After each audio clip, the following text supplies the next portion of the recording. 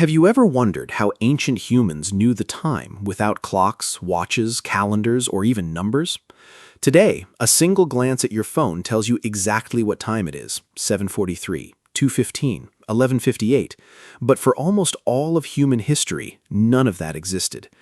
There were no ticking clocks, no church bells, no alarm apps, no digital screens. Yet somehow, people still knew when to wake up, when to hunt, when to gather food, when to return home, when winter was coming, and when it was already too late. So how did they do it? The answer begins long before civilization, long before cities, long before farming, back when every day was a lesson in survival. Imagine waking up around 40,000 years ago. There is no bedroom, no curtains, no clock on the wall, only the first faint glow of dawn spreading across the horizon. For ancient humans, sunrise was more than beautiful. It was the world's first clock. The changing light told them when the day had begun, not because someone measured it, but because nature repeated the same pattern every single day. Over thousands of generations, the human brain became incredibly good at recognizing those patterns.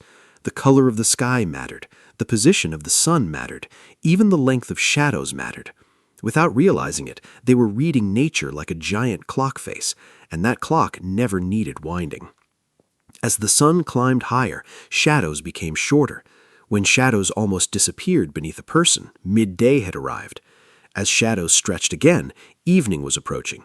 No numbers were needed, only observation. It sounds simple, but it required remarkable attention. Modern life has made us forget how much information sunlight carries. Ancient humans couldn't afford to ignore it. Their lives depended on reading it correctly. But the sun wasn't the only guide. The seasons changed too. At first, the differences seemed almost invisible. The sun rose from a slightly different place each morning. It also set in a slightly different place every evening. Day after day, those tiny shifts added up. People who watched carefully noticed the pattern. In summer, daylight lasted longer.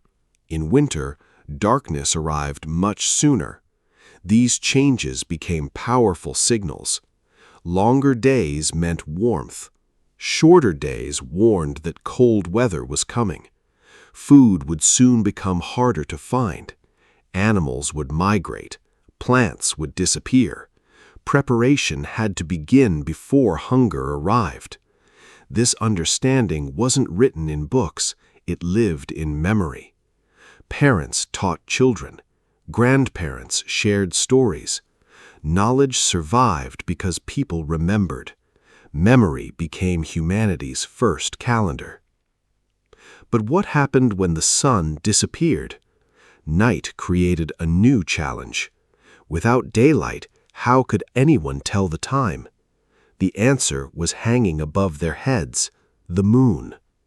Unlike the sun, the moon changed shape. One night it was thin, another night it was full. Then it slowly vanished again.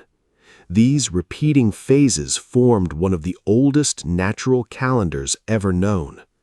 A full cycle took about 29.5 days. People didn't know the exact number, they didn't need to. They simply recognized the pattern. A full moon often meant brighter nights, perfect for traveling, for hunting, or for gathering with others. A dark moon brought deeper darkness. Movement became more dangerous. Predators became harder to spot. Even today, many traditional cultures still organize activities around the moon. That tradition reaches back thousands of years. But ancient humans looked beyond the moon. They studied the stars. If you have ever escaped city lights, you know how breathtaking the night sky can be. Ancient people saw that sky every single night. The stars became familiar friends. Certain groups appeared together. Others disappeared for months before returning. Some rose just before sunrise. Others dominated winter evenings. Over generations, these patterns became reliable guides. Long before astronomy became science, it was survival.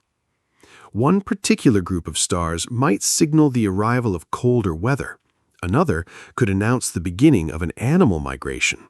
The sky became a giant seasonal map, and people learned to read it.